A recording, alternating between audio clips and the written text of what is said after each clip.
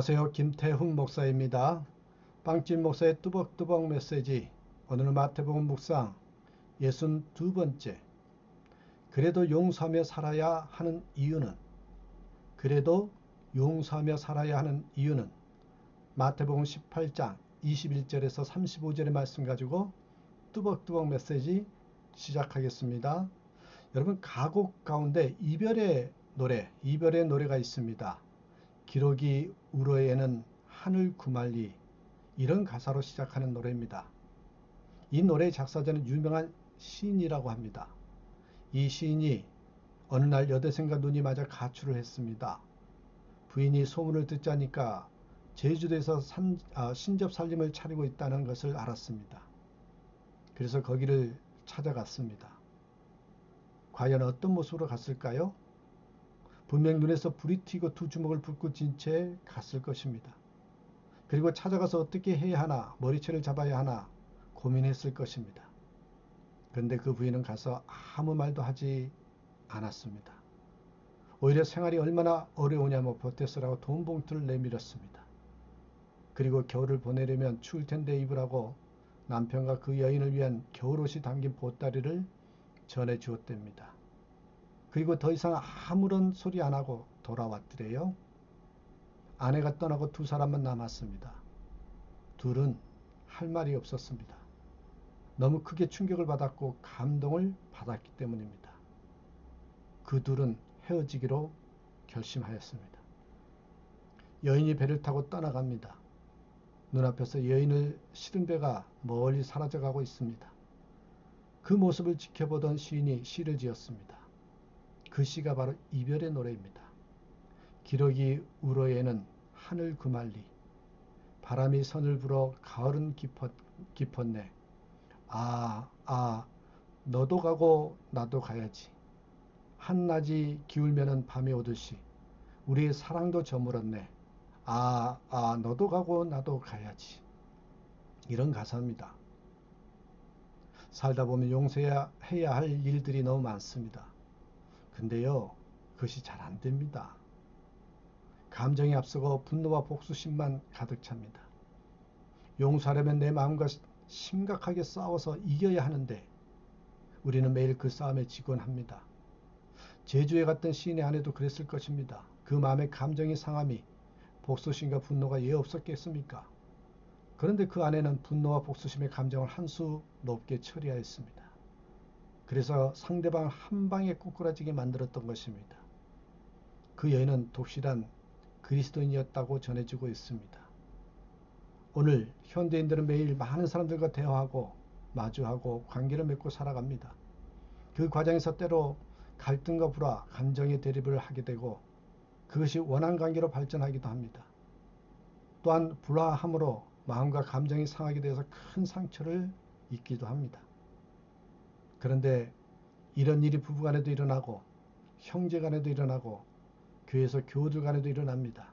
그때 오는 타격은 감정의 상함으로 끝나지 않고 아시죠 여러분? 영성의 파괴로까지 이어집니다. 이렇게 되면 당연히 삶의 기쁨을 잃게 되고 마음문이 닫혀서 지옥의 삶을 살게 되는 것이죠. 그래서 본문은 오늘 용서에 대해서 말씀하고 있습니다. 베드로가 예수님과 대화하던 중에 이런 질문을 했습니다. 형제가 잘못하면 몇 번 용서하리이까? 7번까지 하리이까? 21절 22절에 그렇게 말하죠. 사실요, 베드로는 내심 칭찬을 기대하고 7번까지 용서할까요? 하고 말했을 것입니다. 그런데 예수님께서 의외의 대답을 하시죠. 7번씩 70번이라도 용서하라. 여기서 70번씩 7번이라면 490번을 용서하라는 뜻이 아닙니다. 무슨 의미예요? 무제한으로 용서하라, 이 의미입니다. 그러면서 예수님은 23절부터 한 가지 비유를 말씀하셨어요. 한 사람이 임금님으로부터 1만 달란트 빚을 지었습니다. 그런데 그 빚을 탕감받았어요. 여러분, 1만 달란트가 얼마만큼의 돈인지 아십니까? 이 1달란트가 노동자 하루 품삯인 1데나리온의 6,000배입니다. 그러니까 1만 달란트는요 6천만 데나리온이라는 뜻입니다. 그런 금액입니다. 아마 오늘 돈으로 말하면 100만 불이 된다고 그렇게 말하기도 해요. 100만 불. 당시 온 유대 땅에서 거둬들인 한 해 세금이 800달란트였다고 하니 1만 달란트가 얼마나 큰 돈인지 알 수 있습니다. 이 사람이 그렇게 큰 돈을 탕감받았습니다. 그런데 빚을 탕감받고 왕궁을 나오다가 자기에게 100데나리온 빚진 자를 만났습니다. 이 사람이 빚진 자에게 빚을 갚으라고 윽박지르고 그를 옥에 가두지요. 그 소식이 임금님에게 들려지고 그래서 임금님이 듣고 크게 노하여서 그 사람을 다시 불러 내 빚도 당장 갚으라고 그를 다시 감옥에 가두었습니다. 그러면서 오늘 보면 35절 끝절에서 이렇게 말씀하고 있어요. 형제를 용서하지 않으면 하늘의 아버지께서도 용서하지 않으시리라. 형제를 용서하지 않으면 하나님께서도 용서하지 않는다고. 하나님은요, 용서의 하나님이십니다. 하나님이 용서하지 않으시면 이 세상은 당장이라도 심판받게 될 것이고 어느 누구도 살아남을 수 없습니다. 그러기에 여러분, 성경의 중심은요, 긍휼과 은혜와 용서입니다. 긍휼, 은혜, 용서. 구약성경 이사야 55장에도 하나님의 긍휼이 나옵니다. 너희 목마른 자들아 물러 나오라. 돈 없는 자도 오라. 너희는 와서 사먹되 값없이 와서 포도주와 젖을 사라. 여기서 젖을 사라는 말은 하나님으로부터 주어지는 구원의 복음, 용서의 은혜를 말합니다. 또한 6절부터 보면 너희는 여호와를 만날 만한 때에 찾으라. 가까이 계실 때 부르라. 하나님께로 돌아오라. 그가 너그럽게 용서하시리라고 하십니다. 이것이 바로 하나님의 용서입니다. 이 용서의 신학이 성경 전체에 깊이 흐르고 있습니다. 그래서 신약 성경에서도 주님은 70번씩 7번이라도 용서하라고 용서의 신학을 말씀하신 겁니다. 그런데 주님께서 말씀하신 이 용서의 진수는요, 우리에게는 불가능한 이론입니다. 우리가 어찌 이런 능력이 있겠습니까? 그럼에도 주님께서 이렇게 이 신학을 우리에게 말씀하신 까닭이 무엇일까요? 여기에 본문이 이 시대에 주시는 메시지가 들어 있습니다. 본문이 용서하라는 의도와 메시지는 무엇일까요? 본문이 7번씩 70번이라도 용서하라는 뜻에는 3가지 메시지가 담겨 있습니다. 정확히 말씀드리면 용서 이유가 무엇인지를 가르쳐 줍니다. 한번 살펴볼까요? 여러분 보세요. 첫 번째입니다. 잃어버린 기쁨을 회복하기 위함입니다. 정말 잃어버린 기쁨을 회복하기를 원하느냐? 그러면 용서해야 된다고. 원래 상처를 준 사람보다 상처를 입은 사람이 훨씬 괴로움이 큰 법입니다. 사람이 마음의 상처를 받으면 그때부터 삶의 기쁨을 잃게 되고 사람들이 싫어지게 됩니다. 그래서 마음의 상처가 오래 남게 되는 것입니다. 그렇게 되면 계속 마음속에 기쁨과 평화를 잃게 돼서 삶이 지옥으로 변하게 됩니다. 그렇기 때문에 투쟁하고 싸워야 합니다. 빨리 용서하기 위해서 자신과 싸워야 합니다. 그것은 너를 위해서가 아니고 내가 살기 위해서입니다.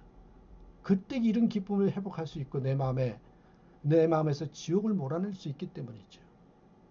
그래서 성경 우리에게 용서라는 무리한 요구를 하고 계신 것입니다. 이처럼 마음의 치유나 회복은 용서를 통해서만 이루어집니다. 이 같은 용서는 나 자신과 싸워서 이겨야만 가능한 것이죠. 손양호 목사님은 두 아들을 무장공비에게 잃었어요. 무장공비는 두 아들을 무참히 죽였습니다. 아벨의 마음속에는 공비를 죽이고 싶은 복수심이 붙었을 것입니다. 그러나 문득 공비를 죽이고 은수를 갚으면 죽은 내 두 아들이 살아나는가, 그런 생각을 하게 되었습니다. 그리고는 손양호 목사님은 그 공비를 용서하게 되었다고 했습니다. 바로요, 내가 평화로워지기 위해서입니다. 그러기에 여러분 그리스도인들은요, 자기 자신과 싸우는 그런 존재라는 거 잊지 마시기 바랍니다. 두 번째는 여러분 용서해야 하는 이유는요, 건강한 공동체를 위해서입니다. 건강한 공동체를 위해서. 불화와 갈등이 생기면 나 자신이 불행해집니다.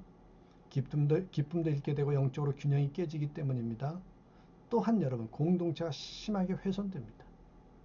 부부간의 갈등이 생기면 둘만의 문제로 끝나지 않고 가정이라는 공동체가 흔들리잖아요. 균열이 되고 파괴됩니다. 교회 경우도 그 안에 갈등이 생기면 교회 공동체가 흔들리고 모두가 시험에 들게 됩니다. 나라도 갈등하면요, 국론이 분열되고 국가가 위기에 처합니다. 그렇기 때문에 공동체의 건강을 위해서라도 서로 불화와 갈등의 문제를 줄여나가야 합니다. 그런데 사람의 감정은 참 무섭습니다. 감정이 상하게 되면 상대방을 죽이고 싶은 마음까지 발생해요. 그래서 부부가 갈라서고 형제가 원수가 되고 가정이 파괴됩니다. 또한 그렇게 좋았던 교회도 분열되고 찢어지고 서로 원수가 되지요. 그렇기 때문에 주님께서 7번씩 70번이라도 용서하라고 하신 것입니다. 왜요? 그래야 공동체가 건강하게 유지되기 때문입니다. 예수님 당시 그리스도인들이 많은 핍박을 받았습니다. 심지어는 죽음의 위협을 받고 실제로 죽임 당하기까지 했습니다. 그런데 예수님은 그런 상황에서도 용서하라고 하셨습니다. 생각 같아서는 원수를 갖고 싶고 죽이고 싶습니다. 그런데 그렇게 되면 기독교 공동체와 복음 전파의 길에는 심대한 훼손을 입게 됩니다. 그러니까 용서하라고 하신 것입니다. 본문에서의 용서의 신학은 그래서 나오게 된 것입니다. 나를 위해서이고 공동체의 건강을 위해서입니다. 마지막 세 번째는 여러분 보실까요? 세 번째는 나 자신이 용서받을 대상이기 때문입니다. 나 또한 용서받을 대상이라는 거예요. 이것이 본문이 말씀하는 핵심 신학이고요. 우리에게 주시는 메시지입니다. 그리스도인의 용서는요. 하나님과의 관계에 뿌리를 두고 있습니다. 오늘 본문에 나오는 사람은 임금님으로부터 1만 달란트의 빚을 탕감받았습니다. 그런데 이 사람은 100데나리온 준 빚진 친구를 용서하지 않았어요. 그것은 자신이 먼저 임금님으로부터 용서받았던 사실을 망각한 행동입니다. 본문은 이 점을 지적하고 있습니다. 우리도 더러운 죄를 탕감받고 구원받아 하나님의 자녀가 된 사람들입니다.